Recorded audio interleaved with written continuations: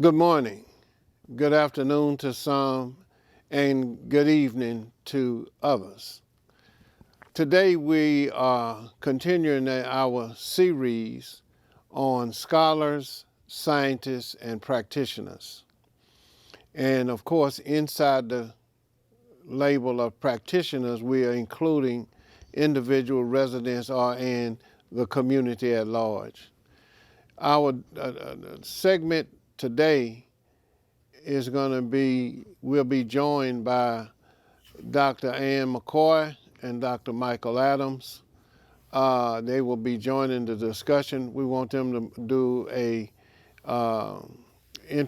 brief introduction, and then we're going to span out into the discussion. Dr. McCoy. I do research and evaluation, looking primarily at what are the effects or the outcomes that are achieved by various educational and social interventions. So people get money to implement a program. What are the outcomes that those people who participate in the program achieve? And are they those that were initially envisioned by the program creators? And if the program is not successful, then that provides another opportunity to learn about, well, what went wrong and what can we do better next time? So, Dr. McCoy, I just want to make sure I accent what you just said. Also, you're familiar with the work we're doing with Charity Productions and the paper that we are going to publish in October. I want you to, I'm going to come back to you for an answer, but how do you see what we are pioneering at this time in our attempt to align research and scientific principles at the community level? Is that something you have seen before, or is it something new, or is it on the horizon? We're going to come back to you for further elaboration on that aspect. Dr. Adams, I'd like for you to introduce yourself to the audience and kind of give us a brief, your area of concentration. Right. Thank you, Charles, for having me on. I'm Michael Adams. I'm a professor of political science and public administration. And as a political scientist, I focus on elections. And as a public administration professor, I look at public policies and the implications of those policies on minority communities, or what we call vulnerable communities in particular. The day in the life of a professor should include one of these things in terms of research, service, and also teaching. And so in that capacity, my research, I try to focus on the service component and how it can benefit and better the community. Right. Well, in one of our previous shows, discussions, we talked about the meat being like the table is being set, and this particular table, since we are looking at the vulnerable populations and what they are missing or what's being diverted away from them, we talked about a 7-course meal as a discussion, and using it as a metaphor for a discussion. We have a full meal at each course. Right. So we don't have the soup, we don't have the salad, we don't have the dessert. We just have 7 courses of a full meat and potatoes meal. Mm-hmm. Now, in that segment, we also looked at the implementation process, which is where the community particularly those people that are looked at as advocates or champions for their neighborhood or for their issue, we look at it as sometimes they have a seed of energy, but it's not the full meal that we're trying to get to, because that seed may not understand public policy and how the policy is impacting the dollars and how they need to rally people around an action-oriented hub that includes the vehicle of the public policy, but it has to contain all the points. So as far as you see in research, is that something that's new? Is it something that's on the horizon? And you being at the university, in the academy setting, in different cities, different functions, how do you see it? How do you see us at the bottom? Well, no, it's not new, and we have to understand, in particular, as people of color or as a black man, I normally start in terms of who I am, in terms of trying to look at my guiding research principles and how I approach certain things. And I think that's very important, because if you look at research and the implication it has on policy, and you can look at the environment today, research is used and is driven to support certain kinds of values in our society. In politics, it's nothing more than the authoritative allocation of values, whether it's conservative or whether it's liberal values. And so we'll have scholars, for example, and they may be in citadels such as the Hoover Institute out at Stanford, or they could come from liberal universities, or in this city, you would think that an HBCU like Texas Southern University would have some mission, for example. In particular, that mission is an urban mission where the research in the various schools and colleges should reflect and address those kinds of questions within the black community, for example. And I think that's important, whether we're talking about pharmacy, whether we're talking about the business school. I think the research, if we are talking about implementation policies, it should be designed to improve upon those communities. Okay, so Mark, would you put up the pattern, the zip code pattern? And we feel we are hearing some static in the background a little bit.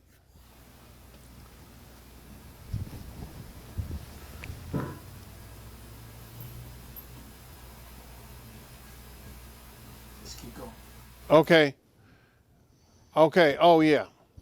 Now, Dr. McCoy, as we point out in the research that Chariot Productions did, the evidence-based research comparative analysis, there are 25 zip codes that fall into the category of what the city of Houston, Harris County, state of Texas, and federal government define as vulnerable. So we have identified from a historical perspective 60, 70 years ago to current day. This is what it looks like. Now, that first footprint was a footprint. These are the 25 zip codes, and that original footprint came from the City of Houston Health Department. Now, from that, and that was done like in 2010. So you see the footprint, it appears, is growing, but that core element of zip codes, it's there. It's still there. Now, well, let me shift from that to this. Public health, public safety, public education, public housing, those were the indicators that we were mapping. The disparities contained in each one of those categories: education, college entry, all of those markers. And in that footprint, we see an overrepresentation of black African American people being noted. Now, when we say African American or black, we're not excluding anybody else that fits the matrix that's in the geography, because the geography is already diverse. But I want to make sure that we keep the emphasis on what has happened to the African American community as part of our tracking going back 60 years. You mentioned, Dr. Adams, in one of the discussions about the Hoover Papers. Right. There was also a commission, the Kerner Commission, Yes. that was commissioned under Lyndon Johnson. Right. They wanted to find out what caused the riots and what they needed to do to prevent it from happening again. Right. Police misconduct was in that original paper. Then what we have today is a preponderance of reoccurring from what was identified as a problem or a cause for the riot is still embedded in law enforcement today, with George Floyd and all the other examples that we can say in the last 5 years that have rained down to days of old. Right. So, Dr. McCoy, what do you see as a psychologist? What is the step that a community-based organizations like Charity Productions or whoever, or any, you could say the United Way, any one of us, what should we be looking at as solution principles from a psychological, mental health, physical health impactor?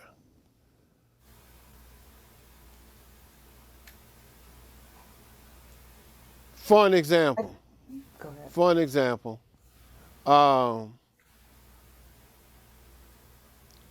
education gap. Why is it still growing when they spent millions of dollars on closing the education gap? Where is the breakdown?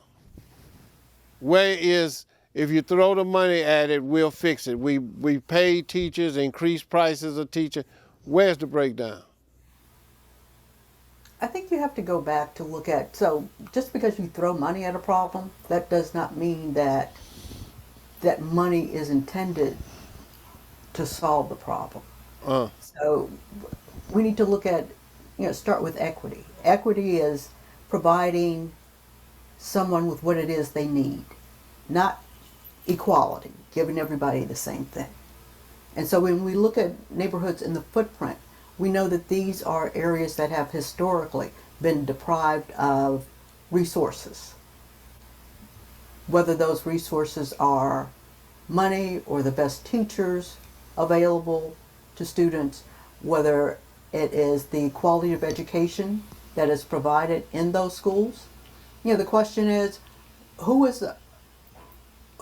is the money intended to benefit? Is this money simply how much of it is being siphoned off and how much of it winds up in terms of allocation for each student's education? And so when we look at these historical problems, it's important to recognize that these are systemic problems. They didn't just emerge. Mm-hmm. And so there is some motivation. Someone is profiting from this system, not the people in the footprint. No. Although we're being told that we're putting X number of dollars into a particular program. But when we follow the money, how much of that money winds up in a school, in a classroom, actually providing the resources that poor children living in the footprint need in order to get an equitable education? So I think you brought out something that needs to be elaborated on. Equity versus equality. Right. They are two different Not the things. same. That's Okay. right. So hold that point. Now, Dr. Adams, let me ask you this, as it relates to the vehicle that moves money.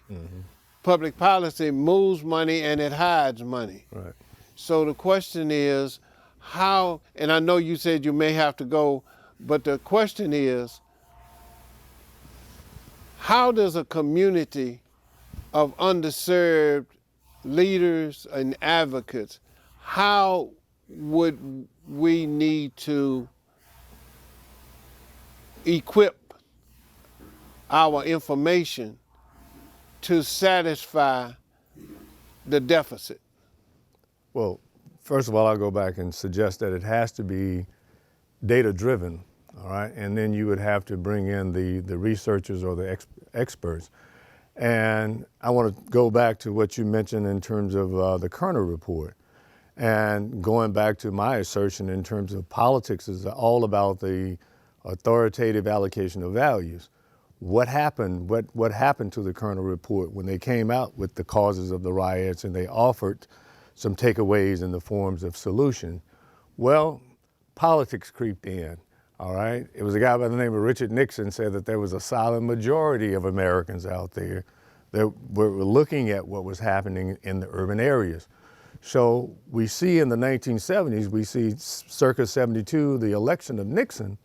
Nixon, he was advocating, no, those funds, you're just throwing them away and it's not going to create equity or bring about any effective resolutions to deterring the causes of the riots.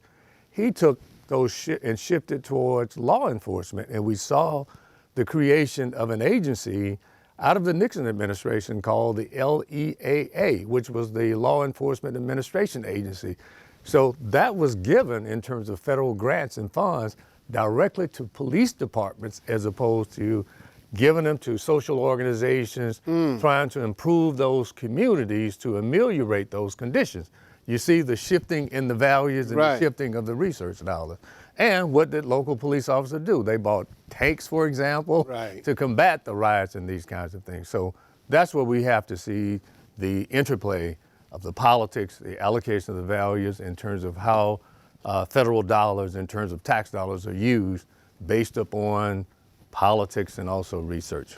Do you think that citizens knowing that shift and knowing what the mechanics are with public policy, do you think that that would have made a difference from Nixon being able to shift that money to law enforcement? Well, and again, I have to speak from the perch from where I am in terms of one thing about, if we look at our communities, for example, we're not monolithic in terms of that. You had some black people who were conservative as well who was buying into that, and they will agree with those kinds of policy prescriptions that say that, yes, if you look at crime right now, crime is a concern to everybody, all right? And so we have the Mayor Turner, for example, with the gun buybacks, all right? We'll say that, hey, we need these kinds of things. You got people over there say, hey, I'm not about to turn mines in, all right? So it doesn't matter what color you are. So these are the kinds of values that creep into it. But we have to go back when we saw everybody can have a gun now. Everybody, you can get a license. You don't have to have a license, for example. Just go to academy and just get your gun. And so we're living in a kind of booby trap environment where, you know, I don't go out after dark.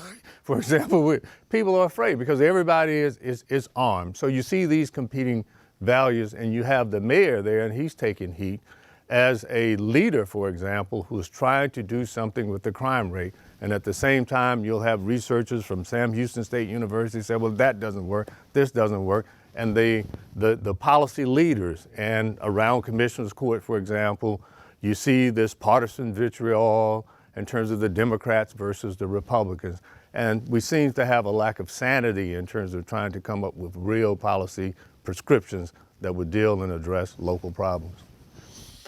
Dr. McCoy, with that said, is there a human aspect from your subject matter premise that fits what he just said about politics is the authority to allocate values. To allocate values. Values, right. Mm-hmm. Yes. Where do people put their money?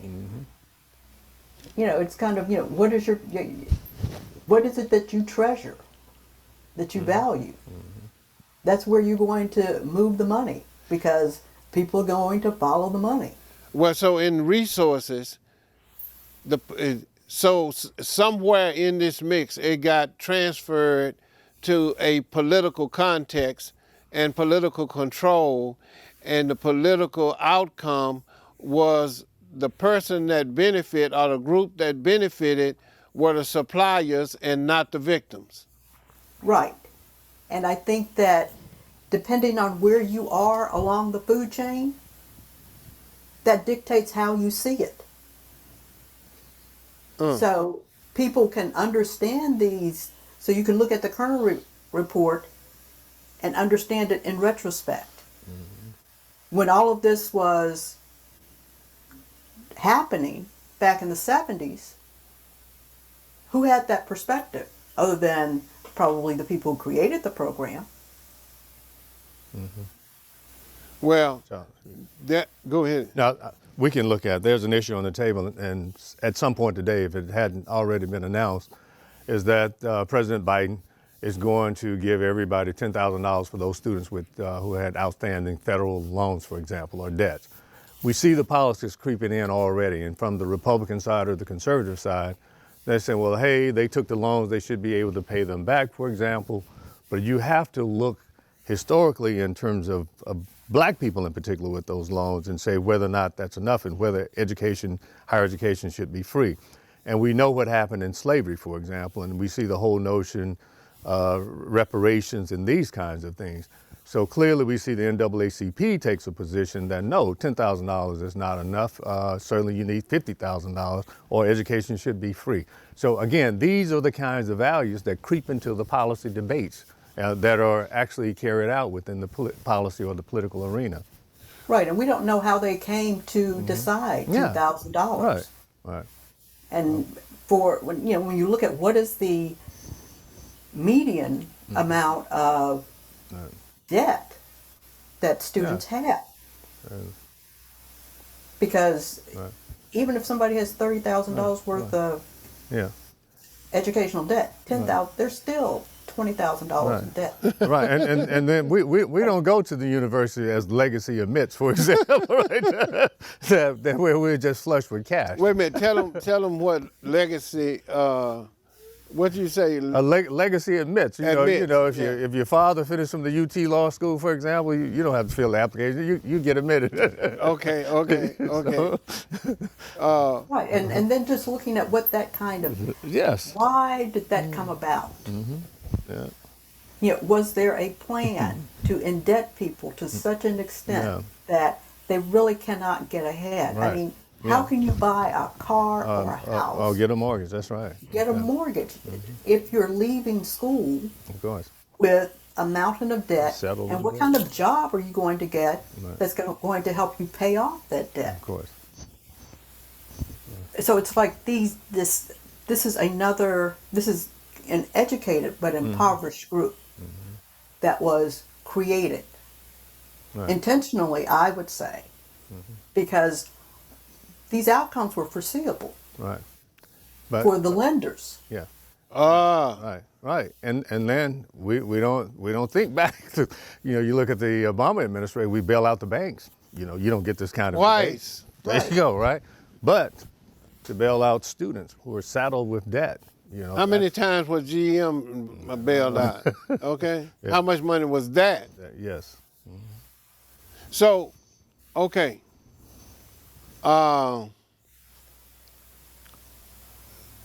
May say that phrase again about the authority to allocate values. Yes, politics. It was a guy, the sort of the father of modern political science, a guy by the name of David Easton. He defined politics as the authoritative allocation of value. All right, we're talking about values, and those are based upon the ideological spectrum. For example, left being liberal, right being conservative. Well, again, you compete in this arena we call politics to see what values will prevail. And if you look at the candidates today, we just had primaries in New York, for example, on yesterday. And so there were some elections there that were pitting values, whether people were in favor of reproductive rights or whether or not they were running on a campaign platform of crime. So your values, how do you view crime? How do you review free rights to an abortion or reproduction values, for example? If you're on that side, then you vote and you support that candidate. And the candidates, they know that in terms of the arena, when they're talking about policy proposals, they're talking about values or competing values. Well, since you said that, let me ask this. Now, my point of view, I just want to state it for the record, is I don't see any more or less value in any particular party that was in control of allocating the dollars, because the condition of African Americans in Houston, Texas, or Beaumont, or Port Arthur, or Los Angeles, it's the same mechanism, the same tools, gentrification, redistricting, low performing elected officials, underrepresented. Now, I'm not for Democrat, Republican, I'm just looking at what is the condition. Right. And then when you trace it back over whoever was in charge, the condition grew. Right. So it didn't get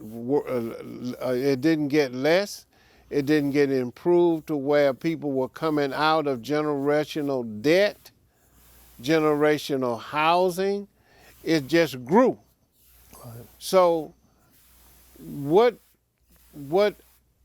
do you see as a remedy for low performing elected officials, regardless to the party? Right. Well, again, I gave a definition of political science, right? I didn't give a definition of politics, but politicians rather. But that's the problem, and when you look at how you define certain things, all right, and how you approach those values. That's what we're here today to talk about research and the shaping those hypotheses or those tools that you're going to measure, right? That clearly I could come up with some conclusions based upon the repetition of my hypotheses that would support my point of view if it's a liberal point of view, and you could do the same thing as a conservative point of view, right? And so what I'm suggesting here today in this discussion is that the politicians will use those research findings if it fits or dovetails into their policy point of view, whether to get them elected. That's what they're going to do. And once they get in, they'll cater to those constituents. Okay, Dr. McCoy. Now, is there a switch? Is there a switch that could prevent that from happening? Is it a switch that the equity aspect of it could increase, giving people what they need? Well, I think that's part of where the community-based research comes in. So if you have the community defining the research questions or specifying the hypothesis and actually conducting the research and simply reporting, this is what we found. Yeah. It is apolitical. This is simply, we did the research, we followed the scientific method, we analyzed our data, and these are the findings. Regardless of who likes it. This is what the numbers say. By the numbers. Right. Yeah. So you don't like it, you don't like it. Right. You like it, you like it. Right. But the fact is, the numbers are neutral. They are what they are. And when you teach people to do research on a community-based level or just in any manner, you're teaching them about problem solving. So doing research is a way of knowing. How do you create knowledge? Doing research is a way of creating knowledge. Right. And I would also add, Charles, is that it's the analysis of the data set that's important as well, because we can have the same data and I can give a conclusion that's different than from someone looking at the same numbers. Sort of, Professor, just like a Rorschach test, for example. right? You can come away with different results or with different prescriptions for addressing an issue. Wait a minute. You said something right there.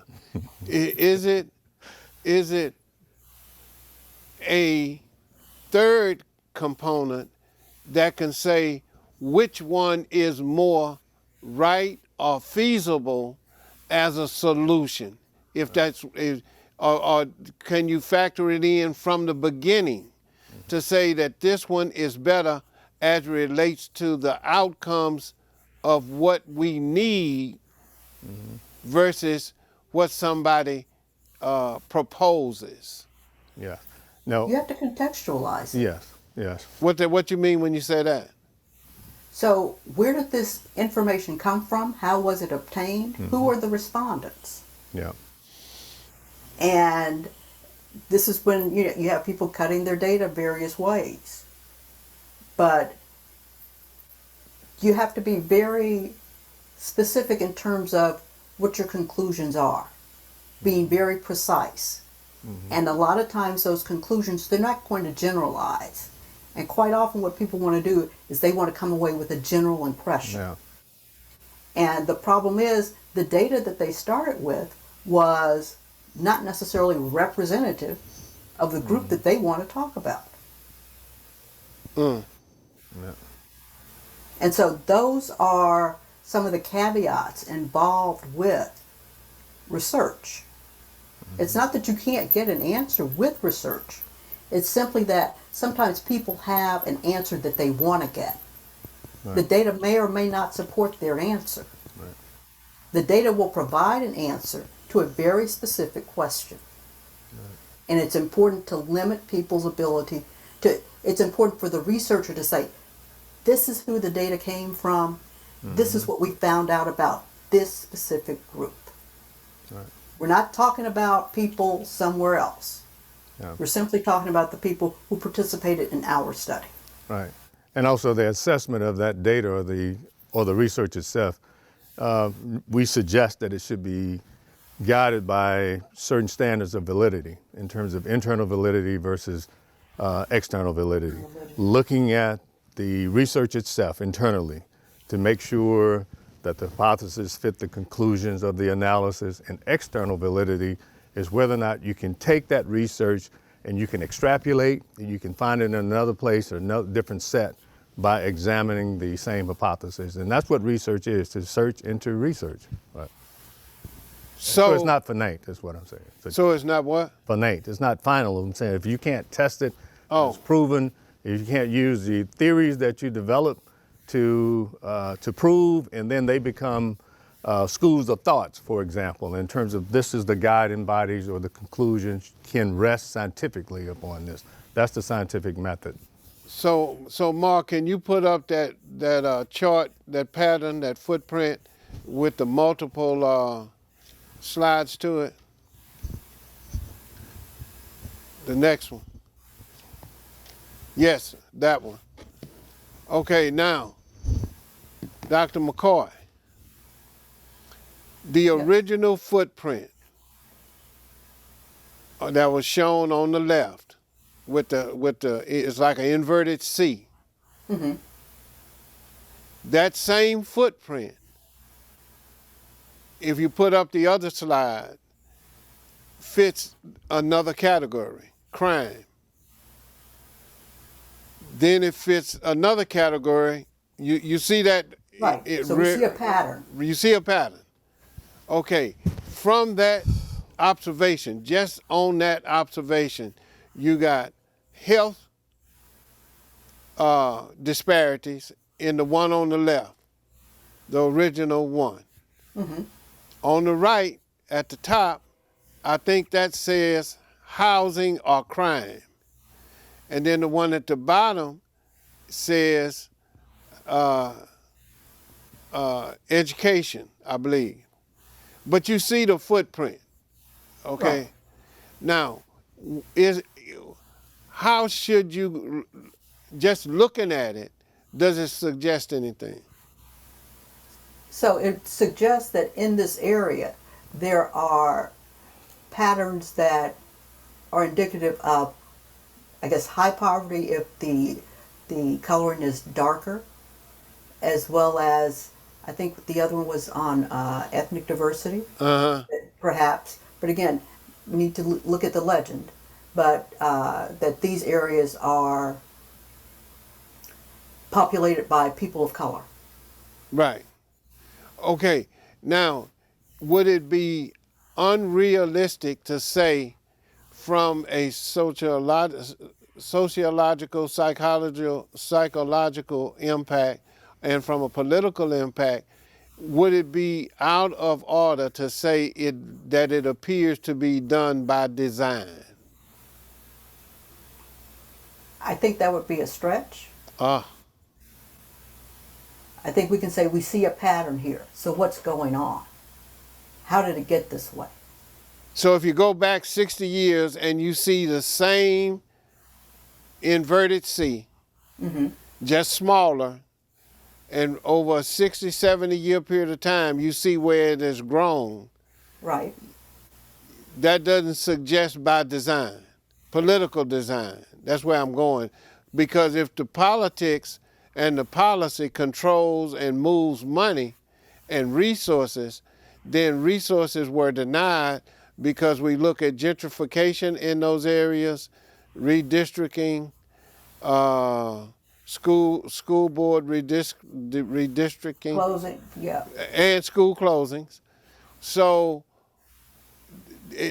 can you come up with something, what language would you say that would be up to the border of saying it's by the political design? So I think you'd want to ask the question, why do we see this pattern over 6 or 7 decades? What's going on here? What values prevail? So what values has this community had for the past 60 or 70 years that has resulted in a concentration of poverty, people of color, school closures, other adverse outcomes as it relates to communities? So my approach with research is, or what I think is important for people to recognize, what research gives you is you should always have more questions than answers. So this map begs a lot of questions. What happened? Why? So if we look at this over time, was there ever a time that these areas were not low income and heavily populated by people of color? When you talk about income disparities, the answer to me would be yes. But if you're talking about were we working, yes. From the 40s to the 70s maybe, or late 60s, I think we had a high unemployment, but when you compare the unemployment rate, white versus black, that was a gap in salary disbursements. Right, so there's all kind of data out there that could be laid out to tell this story, decade to decade. You know, where were the interventions? What were they? How did they change those communities, if at all? And if not, why not? So we're in the wrap up phase of this segment. So I'm gonna start with you, Dr. Adams, then I'm gonna come to Dr. McCoy, and then I'll say a couple of things and we'll close this segment out. But I do want to thank you for participating, and you are still adding to the food on the plate, because we don't have any short salads, and we don't have none of that. Okay, we got full plates that we working on. You got a sharp knife and fork. That's what you got to have to be at this table. All right, Charles. Dr. Adams. I would like to say thank you, Charles, and also for your guest, Dr. McCoy. I think these kinds of conversations I think it extends your footprint here in the city of Houston. Certainly, I've often said that you're a Renaissance person, but I think you're somewhat of a unicorn in terms of bringing the community in the room And I think as a researcher, we should utilize existing tools that are out there. I do a lot of focus groups sometimes, try to bring people in when we're doing research. And I think this is the way we're going to be able to get to at the heart of the matter in terms of what really impacts and what improves our communities. Dr. McCoy? Yes, I think that this sets the stage for a larger, broader, and deeper discussion to take place with residents in these communities. Because, again, the people who want solutions, no one wants solutions more than the people who live in these communities. Mm-hmm. And using research to help them define the problem and document the problem so that they have, in many ways, unassailable evidence to present to policymakers and to be able to say to policymakers, the values that prevail or have prevailed in this area historically are not our values. Mm. And so how do we get solutions that are consistent with our values and our needs? Thank you. I want to say, I want to include in this segment and maybe come up in another segment that there are predators all around in different forms and shapes, tax-based predators, private sector predators. There are all kinds of predators that are also in the mix.